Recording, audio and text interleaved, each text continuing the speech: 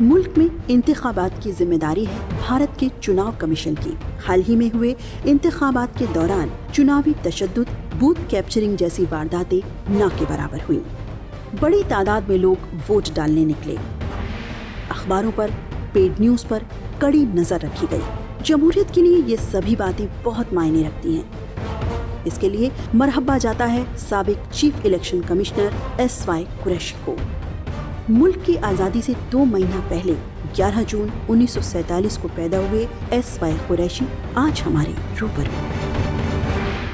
IAS में आना, देखिए 1970 और 80 तक कोई ये सवाल लोग नहीं उठाते थे कि साहब आप एक मुसलमान घराने से हैं और IAS में आ गए, क्योंकि वो बोसीदगी मुसलमान के चारों तरफ जो उससे वाबस्ता हो गई उसके बाद वो उस वक्त नहीं थी, एक उम्मीद थी। जब मैं IAS में आया तो पुरानी दिल्ली का पहला मुसलमान मैं आया था, तो उस पर एडिटोरियल आया था हिंदुस्तान टाइम्स में। वाकई में? जी। यानी क्या कि दिल्ली के मुसलमानों में से ये आया और ये क्या वजह है कि कोई मुस्लिम इसमें आता नहीं। और मैंने भी जब उसको पे गौर किया कि शायद इसलिए कि पार्टीशन के बाद जो पढ़े लिखी फैमिली थी वो तो तकरीबन सारी पाकिस्तान चली गई थी, या तो वर्किंग क्लास रह गए थे या इक्का दुक्का जो पढ़ी लिखी फैमिली थी वो रह गई थी। तो वहाँ पे उसमें इस किस्म का तो माहौल नहीं था। तो मैं समझता हूँ कि मुझे जब लोगों ने देखा कि आफ्टर ऑल मैं एक ऑर्डिनरी लड़का उस इलाके का, तो औरों को भी लगा कि अगर ये आ सकता है तो हम भी कोशिश करें। उसके बाद लाइन लग गई, बहुत लोग आए। और मेरी छोटी बहन भी, वो सबसे पहली मुस्लिम लड़की थी, वो भी सिविल सर्विसेज में आई। तो उससे और लड़कियों को काफ़ी एक इंस्पिरेशन मिली, हौसला हुआ। जी, हौसला अफजाई हुई जी। औसत दर्जे के घरानों से, मुसलमान घरानों से लोग IAS में आए, लेकिन धीरे धीरे ये ड्राई अप हो रहा है। अब मुझको नहीं दिखाई देता ऐसा। जी, उसके पीछे मैंने ये देखा कि कुछ दिनों इंडिया इस्लामिक सेंटर में कोचिंग सेंटर चल रहा था, और एक हकीम अब्दुल हमीद साहब ने जामिया हमदर्द में भी शुरू किया था। उसमें जो लोग जाते थे उसमें से अच्छे निकल के आते थे, क्योंकि थोड़ी ग्रूमिंग, थोड़ी ट्रेनिंग की ज़रूरत होती है। मैंने भी, मुझे याद है, इंटरव्यू के लिए राव स्टडी सर्कल ज्वाइन किया था। उससे रफ एजेस जो हैं वो स्मूथन होती हैं, आपके कुछ मैनरिज्म है जिसको वो पॉइंट आउट करते हैं, उसको आप सुधार सकते हैं। अभी 3-4 साल पहले अगर आपको याद हो, कश्मीर से एक IAS में लड़का निकला जो टॉप किया था, बल्कि 2-3 निकले जी। फिर उसके बाद एकदम से सन्नाटा आ गया, कुछ समझ में नहीं आता है। वो उसकी वजह ये थी कि उधर अलीगढ़ यूनिवर्सिटी में भी कुछ 5-7 साल सैयद हामिद साहब ने एक शुरू किया था एक सेंटर, तो उस दिनों बहुत सारे आए थे और वो ज़रा फेड आउट हो गया तो ये आने भी बंद हो गए। तो बड़ा डायरेक्ट कोरिलेशन है इन दोनों चीज़ों में। तो मैं समझता हूँ कि ऑर्गेनाइज कोशिश करनी चाहिए। जो आपकी पहचान है वो चीफ इलेक्शन कमीशन, जैसे सेशन के बारे में लोग कहते हैं कि सेशन ने बिहार में रिगिंग बंद करा दी, आपका कंट्रीब्यूशन क्या है? सेशन साहब ने जो काम किया था उसका तो जवाब नहीं है। ऐसे वक्त पे वो आए थे कि इलेक्शन कमीशन को लोग जानते भी नहीं थे और उसको सीरियसली भी नहीं लेते थे। उन्होंने अपने असर्ट करके अपनी पर्सनालिटी से इलेक्शन कमीशन का लेवल भी बढ़ाया और बड़ी सख्ती की, और वो लोग आज तक याद करते हैं। लेकिन उसके बाद भी जो चीफ इलेक्शन कमीशन आए उन्होंने उसको और मजबूत ही किया कि एक दफ़ा बुनियाद अच्छे पड़ जाए तो उस पर आप पत्थर रखते चले जाइए। मैंने एक तो उसको और मजबूत किया कि बिल्कुल ही ब्लडलेस इलेक्शन बड़े मुश्किल स्टेट में, चाहे वो यूपी हो, बिहार हो, बंगाल हो, असम हो, not a drop of blood, जो बहुत बड़ी अचीवमेंट थी जिसमें खुदा का फजल भी साथ रहा। दूसरे, मैंने 3-4 नई चीज़ें की। मैंने एक तो कहा कि वोटर एजुकेशन ज़रूरी है, कि लोग, हम इतनी डेमोक्रेसी की बात करते हैं लेकिन वोट देने लगा लोग ना आए तो क्या डेमोक्रेसी? तो वोटर एजुकेशन, एक पैसे का इस्तेमाल बहुत होता था, तो मैंने एक नई डिवीज़न बनाई थी, मनी एक्सपेंडिचर कंट्रोल डिवीज़न, वो की। फिर मैंने एक इंस्टीट्यूट बनाया ट्रेनिंग के लिए, India international institute of democracy and election management. 1,10,00,000 लोग हमारे लिए इलेक्शन ड्यूटी करते हैं, सब गवर्नमेंट सर्वेंट, तो उनको अच्छा ट्रेन करना है, क्योंकि 0 एरर इलेक्शन चाहिए, कि ये गलती नहीं। 3 साल में लोगों ने हालांकि मुखालफत की, मैंने फिर भी बना डाला ये इंस्टीट्यूट। 42 कंट्रीज़ हमसे सीख के जा चुकी हैं। देखिए, हिंदुस्तान की लीडरशिप डेमोक्रेसी में हो जाती है। एक डेमोक्रेसी हमारा सबसे बड़ा ब्रांड है, इलेक्शन सबसे बड़ा ब्रांड है। हमारे सारे एम्बेसडर्स जो मिलते हैं वो कहते हैं कि जब हम अपनी डेमोक्रेसी की बात करते हैं उस पर फ़ख्र से, क्योंकि कोई उस पर उंगली नहीं उठाता। तो ऐसी सूरत में चीफ इलेक्शन कमिश्नर बनना मेरे लिए भी बड़े फ़ख्र की बात थी। और मैंने ये देखा कि हिंदुस्तान के इलेक्शन के बारे में लोग बहुत कम जानते हैं। ये तो जानते हैं कि हम बड़ी डेमोक्रेसी, लेकिन कितनी बड़ी। यूरोप के सारे 50 मुल्क एक तरफ और हम एक तरफ, अफ्रीका के 54 मुल्क एक तरफ और हम एक तरफ, बल्कि 50 मिकदार नंबर में, और बल्कि एक्चुअली 90 मुल्क दुनिया के एक तरफ और हम एक तरफ, इतने हैं। और उन 90 मुल्कों की सिर्फ गिनती ही नहीं, यानी हिंदुस्तान की डेमोक्रेसी में इतने लोग हैं जो कि बाकी दुनिया के 90 मुल्कों में। और सिर्फ ये नहीं कि मिकदार या नंबर ही की बात है, जो 90 मुल्कों में प्रॉब्लम या पेचीदगियाँ हैं वो सब हमारे यहाँ मौजूद हैं। मिलिटेंसी, टेररिज्म, ट्राइबल वॉरफेयर, आप कुछ भी कह लीजिए, सब कुछ हमारे यहाँ। उसके बाद जो हम ब्लडलेस इलेक्शन करते हैं और 64 साल में change over of power smooth होता है, हारने वाला प्राइम मिनिस्टर नमस्ते करके जीतने वाले को कुर्सी सौंपता है, ये बड़ी खूबी की बात है। जी जी, बहुत खूबसूरत। क्योंकि अभी मोदी जी जब प्राइम मिनिस्टर बने तो उसके बाद वो जाके उनसे मिले मनमोहन सिंह से, बड़ा बहुत ही जी। और उनके स्वेरिंग इन में वो मनमोहन सिंह जी आए, सोनिया गांधी को उनको बुलाया, वो आई। ये हमारे डेमोक्रेसी की खूबसूरती है। लेकिन आपने वोटर ट्रेनिंग में रेडियो, टेलीविज़न और जितने चैनल्स हैं इनको कैसे इन्वॉल्व किया? इसमें सबसे पहले तो हम एक ऐसे अफसर को लाए जो इन्फॉर्मेशन मिनिस्ट्री का ही था।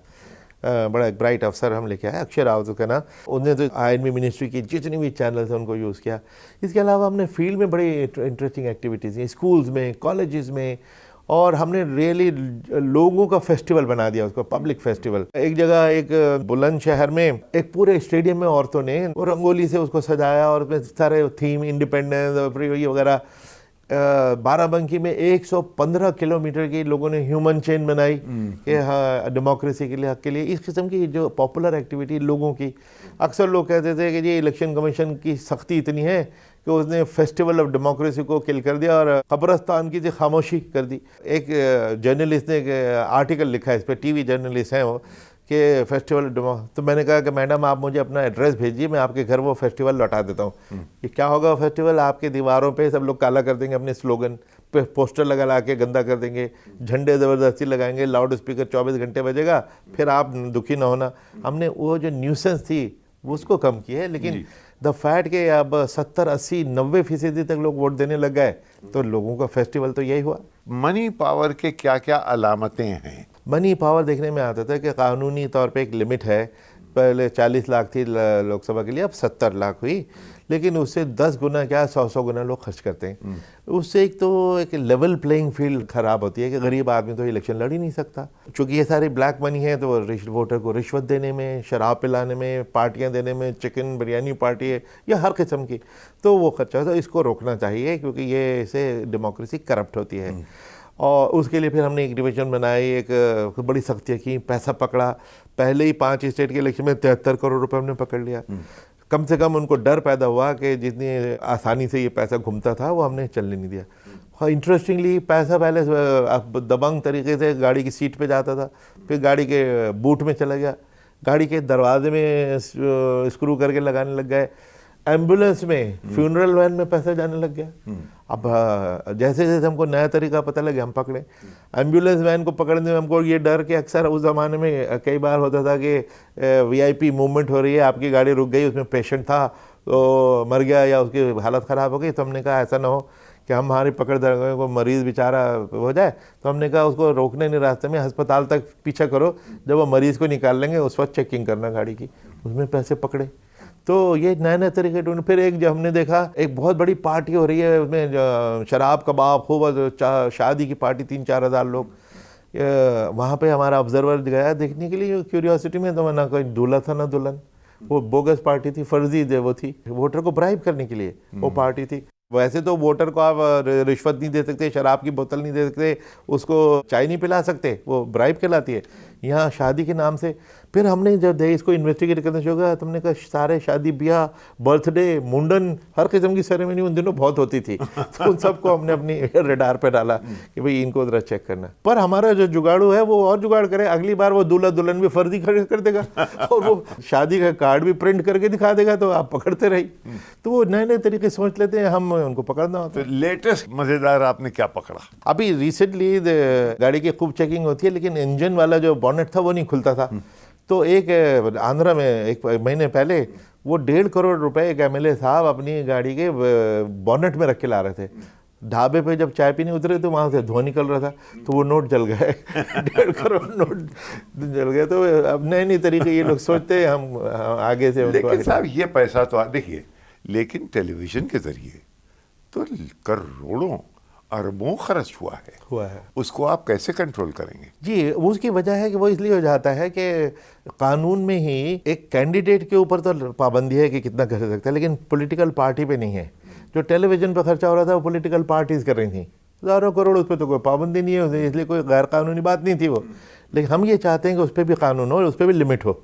इंग्लैंड में तो है, कैंडिडेट पे भी है, पार्टी पे भी है कि आफ्टर ऑल एक पार्टी है जो हज़ारों करोड़ खर्च कर दे और एक आप इंडिपेंडेंट कैंडिडेट खड़े होंगे तो आपका क्या चांस होगा। तो इसलिए उस पर पाबंदी की ज़रूरत है। क्या स्टेप्स लिए गए हैं? हमने उसमें ये किया है कि हमारे तरफ से भेजे हुए इलेक्टोरल रिफॉर्म्स के कई प्रपोजल सरकार के पास पेंडिंग है। उसमें एक तो यही कि पार्टी के फंड पे भी पाबंदी होनी चाहिए, और फिर ये पैसा आता कैसे है, क्योंकि ऑब्वियसली जब ज़्यादा खर्च करेंगे तो ज़्यादा इन्हें उगाना पड़ेगा। अब वो उगाई कैसे करेंगे? ज़बरदस्ती किसी से पकड़ेंगे, किसी कॉरपोरेट से लेंगे, अब उससे करोड़ों रुपए लेंगे तो उसको उसके बदले में कुछ तो देंगे, उसको ठेके देंगे, उसको लाइसेंस देंगे, तो उस पर पाबंदी होनी चाहिए। तो हम ये चाहते हैं कि एक तो सारे ट्रांजैक्शन पैसे की पार्टी की चेक से होनी चाहिए, और एक इंडिपेंडेंट ऑडिटर उसको ऑडिट किया करे हमारी दी हुई पैनल में से, वरना बाकी के ऑडिटर तो लिपापोती करते हैं। और फिर तीसरी चीज़ हम ये चाहते हैं कि इनका जो एनुअल ऑडिट हो पार्टी का, वो वेबसाइट पे हो, ताकि जनता खुद देख सके कि भाई फलां कंपनी ने इनको 100 करोड़ दिए थे, 50 करोड़ दिए थे, और उसको इन्होंने ठेके दिए, तो क्या इन दोनों में कोई रिश्ता तो नहीं है। तो ये लोग नहीं होने देना चाहते। क्रिमिनल्स, हालांकि ये क्लीशे हो गया है, क्रिमिनल्स और करोड़पति लोग जो कि कल कुछ नहीं थे आज करोड़पति हो गए हैं, यानी उस पर कोई बाधा, कोई रोक आप नहीं लगा पाए। देखिए, वो भी इस वजह से कि जैसा आपने कहा, इसी तरह लोग हमारे पे उंगली उठाते हैं कि जैसे इलेक्शन कमीशन की नालायकी है। इलेक्शन कमीशन तो ये कानून में दावा करेगी, क्रिमिनल को इलेक्शन लड़ने की इजाज़त कानून ने दी हुई है। हम ये कहते हैं कानून बनाइए और जिनके खिलाफ सीरियस कन्विक्शन के बाद तो डिस्क्वालीफाई उन्होंने होना ही है। हम कहते हैं कि जिनके खिलाफ चार्जेस फ्रेम हो गए हैं और केसेस चल रहे हैं और बड़े सीरियस क्राइम है, जैसे रेप, डिकॉइटी, मर्डर, किडनैपिंग, कम से कम ऐसे जो सीरियस क्राइम है, उसके जो मुलजिम हैं, अगर कोर्ट ऑफ लॉ ने उनके खिलाफ चार्जेस फ्रेम कर दिए हैं तो उनको इलेक्शन लड़ने से महरूम किया जाए।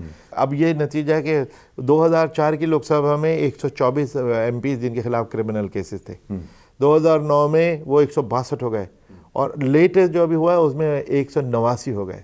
तो इनकी तादाद बढ़ती जा रही है। यही वजह है कि लोगों के दिलों में पॉलिटिशियन के लिए इज्जत अब बहुत कम हो गई है।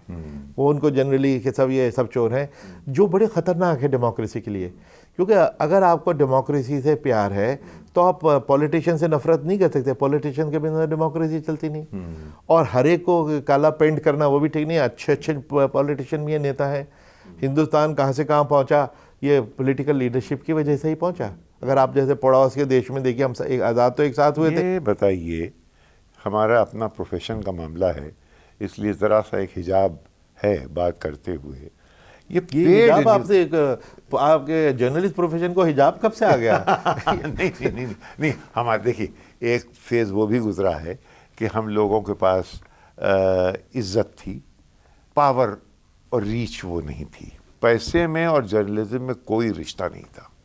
पेड न्यूज़, ये तो तसव्वुर नहीं कर सकता था कोई कि साहब ये पेड न्यूज़ क्या है, इसका क्या इलाज है। पेड न्यूज़ एक बहुत ख़तरनाक एक बीमारी पैदा हुई कि मीडिया हाउसेस जिनको हम डेमोक्रेसी का गार्डियन समझते थे, वही अब उसको कमज़ोर कर रहे हैं। पैकेज बना के जाते हैं कैंडिडेट। अगर आप कैंडिडेट है कि भाई साहब आप मुझको 20 लाख देंगे तो मैं आपकी तारीफ़ लिखूँगा, और अगर 40 लाख देंगे तो आपकी तारीफ़ और आपके जो राइवल कैंडिडेट है उसकी मैं छुट्टी कर दूंगा।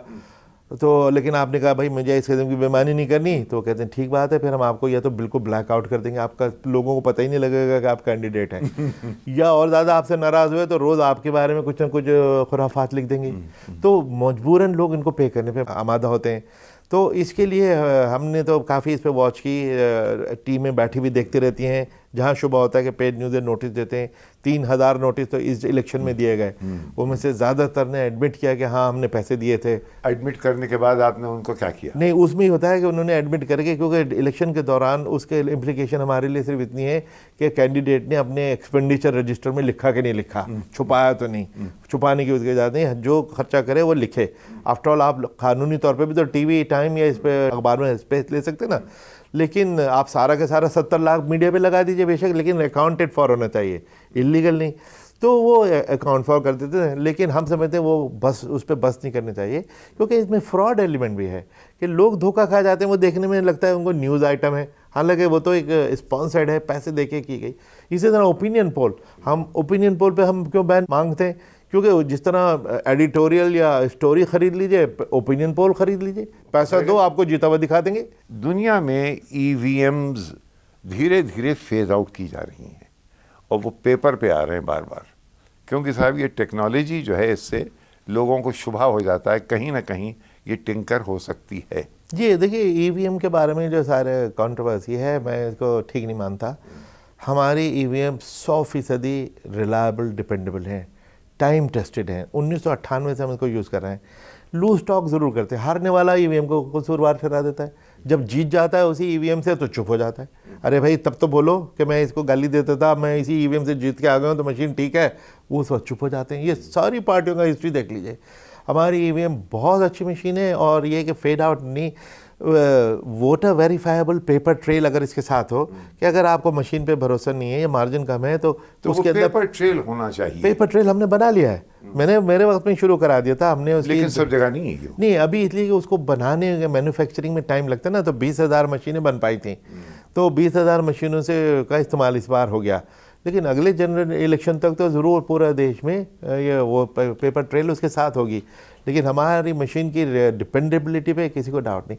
यही तो वजह, इतने 82 करोड़ वोटर के उसमें 55 करोड़ वोट पड़े, और लंच टाइम तक देश को अपना रिजल्ट पता लग जाए। किसी दुनिया में कई दिन तक 9:30 बजे तक मालूम था सरकार किसकी बन रही है। ये ना देखिए ना, तो और कोई झगड़े नहीं, काउंटिंग में झगड़े, एक वोट से हारने वाला भी डाउट नहीं करता कि इस वजह से वो हारा, क्योंकि मशीन तो ठीक बोल रही है। ये जो किताब जनाब आपने लिखी, द अनडॉक्यूमेंटेड वंडर, ये टाइटल आपने क्यों ये दिया जी, अनडॉक्यूमेंटेड वंडर? हाँ, ये भी इसका दिलचस्प है कि हालांकि हम लोग वोट देने जाते हैं, लेकिन इलेक्शन के बारे में बहुत कम लोगों को मालूम है कि इसके पीछे क्या कोशिश होती है, कितने लोग होते हैं, कैसे उनको ट्रेनिंग की जाती है, उनको बेईमानी से कैसे रोका जाता है।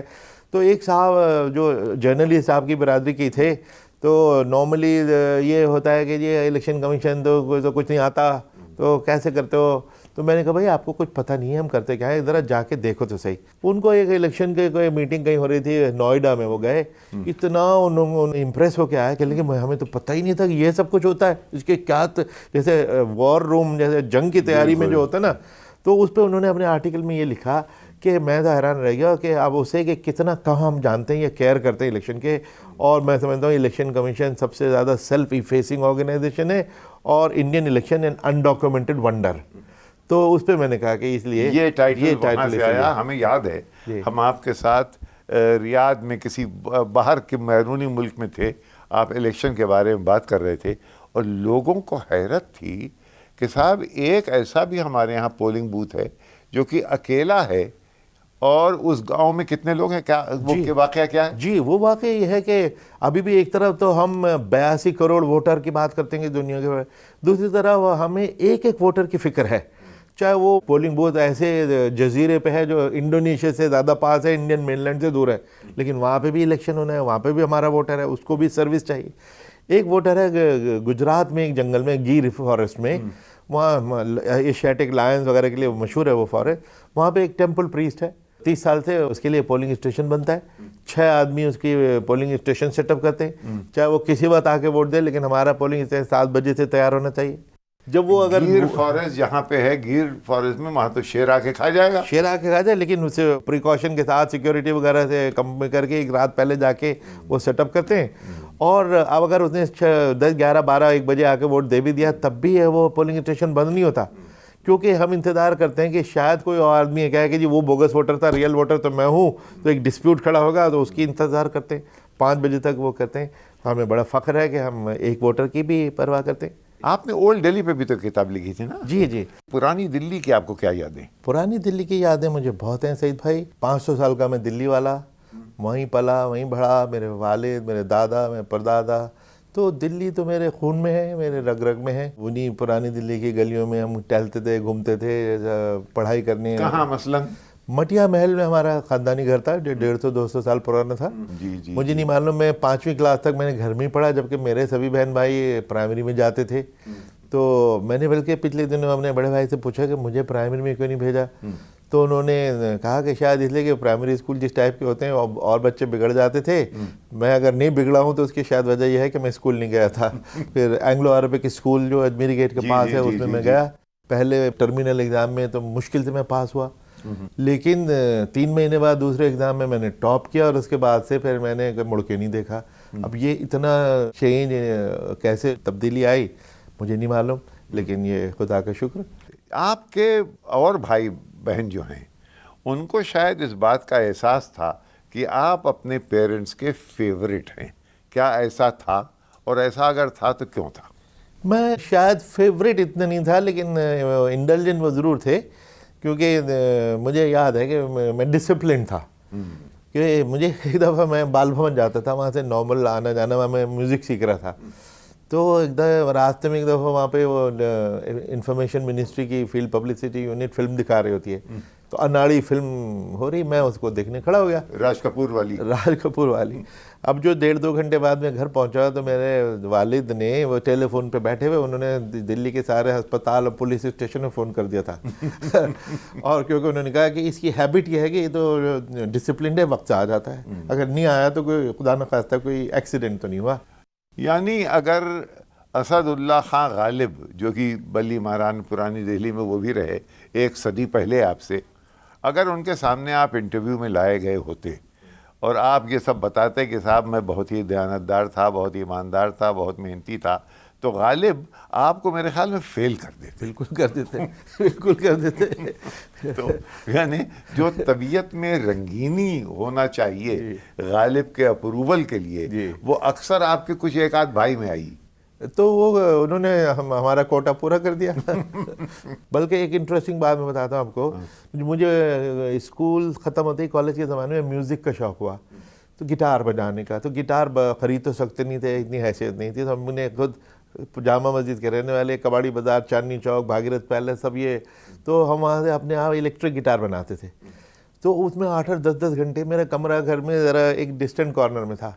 मुझे अभी तक याद है अपने वालिद का ये कहना कि मेरी वालिदा थे, वो कह रहे थे कि लगा आजकल बेचारा बड़ी मेहनत कर रहा है, 10-10 घंटे अपने कमरे में बंद रह के पढ़ता है। उन्हें मालूम नहीं था कि मैं अपनी गिटार के पिकअप बना रहा हूँ और उसके। लेकिन ये बड़ी अजीब बात है, ये आपका शौक गिटार ये एंग्लो इंडिया से कहाँ से शुरू हुआ? दिल्ली बी पे एक प्रोग्राम आता था, ए डेट विद यू, तो वो भी ओवर हियर करते थे।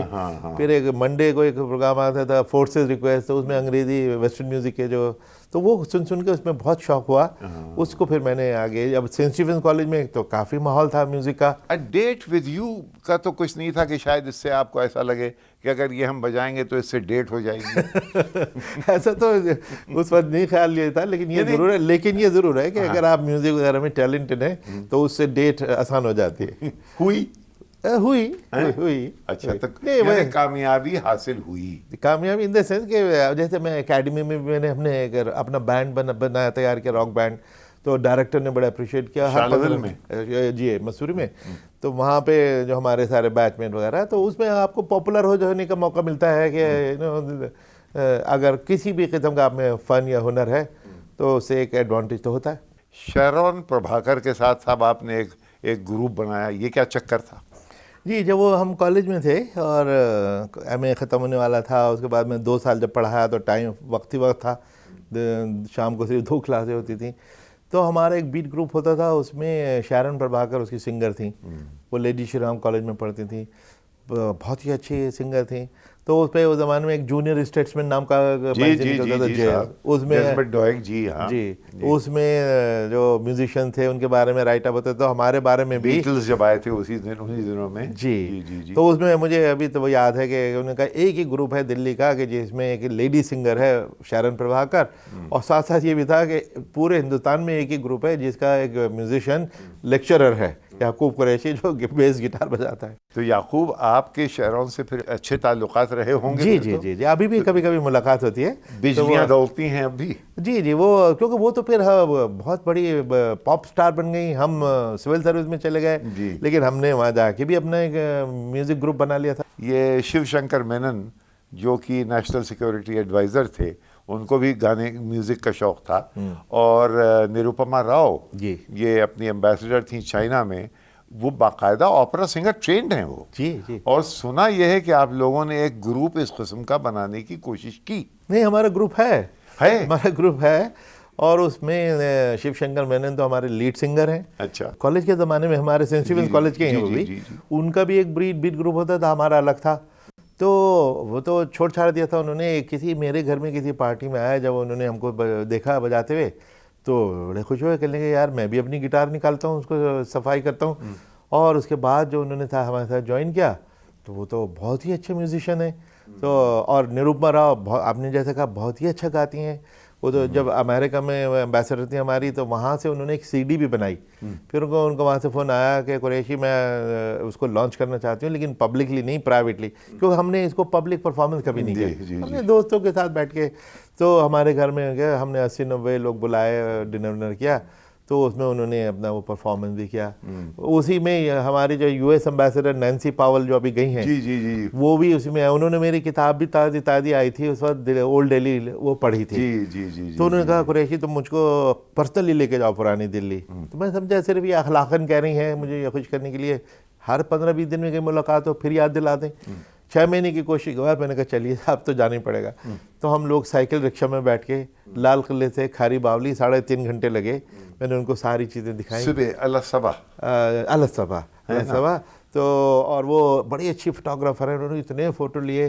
बाद में फिर वो उन्होंने बताया, कहने लगे कि मेरे घर में तो कोई पर्सनल मेहमान जो आता है उसको ज़रूर पुरानी दिल्ली लेके जाती हूँ, और किसी दिन शायद किताब भी लिख बैठे हैं उस पर। अब आप क्या करना चाहते हैं? देखिए, एक तो मैं समझता हूँ कि जो इंडिया का इलेक्शन का जो तजर्बा हुआ, इतना बड़ा दुनिया का, मैंने जैसे बताया कोई इलेक्शन ही नहीं, और कितने लोग हैं 5-7 जो रिटायर्ड CECs के अलावा इतनी इनसाइड इन्फॉर्मेशन रखना तो कोई नहीं। तो इस पे मैं डेमोक्रेसी पे ख़ास तौर से काम करना चाहता हूँ। और पूरी दुनिया में जब हम डेमोक्रेसी पे मैंने लेक्चर दिए हैं, तो लोगों की आंखें फटी रह जाती हैं, इतना वो हैरान होते हैं कि देखो एक ऐसा देश जिसको हम बिल्कुल बैकवर्ड और इलिटरेट और वो मानते हैं, लेकिन डेमोक्रेसी में हम सबका लीडर है। दूसरा, मैं एक इंटरेस्टिंग किताब पे काम कर रहा हूँ, इस्लाम एंड फैमिली प्लानिंग। मैंने स्टडी करके निकाला कि काफ़ी मिसअंडरस्टूड है, लोग इसको समझते नहीं हैं। तो उसमें मैंने एनालिसिस किया है कि इस्लाम में फैमिली प्लानिंग की क्या पोजीशन है। हालांकि मौलवी साहिबान अक्सर ये कह देते हैं कि फैमिली प्लानिंग जो है वो अन इस्लामिक है, लेकिन ये गलत है। हाँ, लेकिन मैंने जो कहा कि 1400 साल पहले इस्लाम ने तो फैमिली प्लानिंग के उसूलों को बहुत एम्फेसाइज किया है। फॉर इंस्टेंस कुरान शरीफ की एक आयत है कि जब तक इस लायक ना हो कि तुम फैमिली को रेस कर सको, शादी ना करो। तो एक शख्स हुजूर के पास पहुंचा कि साहब मैं गरीब आदमी हूँ, मैं अफोर्ड नहीं कर सकता, लेकिन मेरी सेक्सुअल ज़रूरतें, फिज़िकल ज़रूरतें तो हैं, क्या करूँ? तो उन्होंने वो आयत रिपीट करके कहा, कहने लगे कि जब तक इस लायक ना हो, जब तक रोज़ा रखा करो, उससे सेक्सुअल डिज़ायर सप्रेस होती हैं। तो मैं समझता हूँ ये आयत और हदीस टुगेदर, ये तो पूरा एक फैमिली प्लानिंग का की तरगीब ये तो है। और कई हदीसें हैं कि आप अपने बच्चों को गुर्बत में और मुफलिसी में न छोड़ें, उनको अच्छी तालीम दें और उनकी सेहत का ख्याल रखें, औरतों की सेहत का ख्याल रखें। चलिए याकूब, इतने मज़ेदार बातें आपसे हुई, अब इंशाअल्लाह फिर किसी और दिन। बहुत बहुत शुक्रिया।